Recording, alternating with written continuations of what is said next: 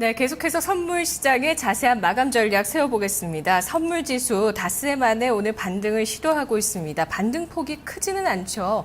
0.05포인트 반등해서 247.4포인트인데요. 하지만 박스권 하단을 지지하려는 노력이 엿보이고 있습니다. 오늘 한맥투자증권 변원규 대리입니다. 대리님 안녕하세요. 네, 안녕하십니까. 어제는 247포인트가 붕괴가 되면서 좀 하락 압력이 커질 수 있다고 말씀해 주셨는데요. 오늘 이 정도면은 지지력을 확인했다고 봐도 괜찮겠습니까?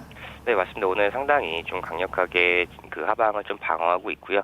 전반적으로 거래량이 이제 감소한 가운데 뚜렷하게 그 방향성을 이끄는 주체가 없기 때문에 어느 정도 지금 하단에 대한 지지력을 확보했다 이렇게 볼 수 있습니다. 네, 선물 시장에서 외국인과 기관의 어떤 수급 변화는 읽히고 있나요?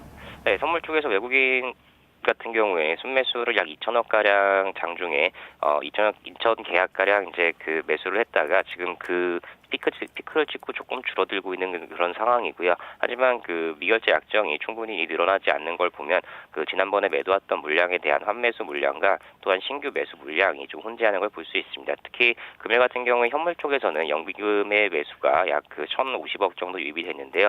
연기금의 매수가 그 시장을 어느 정도 방어해주는 역할을 하는 모습을 볼 수 있습니다. 네, 연기금이나 기관 쪽에서는 계속해서 선물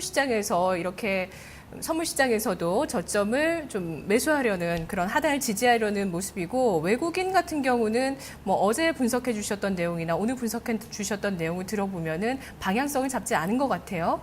네, 맞습니다. 외국인들은 아직까지도 상승이나 하락에 대한 방향성보다는 이제 확인하고 넘어가려는 심리가 강한데요. 지금 거래 자체가 부진한 가운데서 외국인들 같은 경우에 중기적 세력보다는 투기적 세력의 단기 회전 매매가 지속적으로 나오기 때문에 지금 만약에 1,500계약 가량 지금 매수가 유입되고 있지만 장 후반에 갔을 때 이게 역회전될 수 있는 점도 있기 때문에 항상 주의해서 살펴보셔야 될 것 같습니다. 예, 어쨌든 오늘은 환매수 물량 외국인 쪽에서 나타나고 있고, 여기에 신규 매수까지도 좀 물량이 혼재돼 있는 것 같다. 여기에 연기금의 저점 매수까지 해서 이렇게 박스권 하단이 지지가 되고 있습니다. 자, 그럼 어떤 전략을 펴는 게 좋을까요?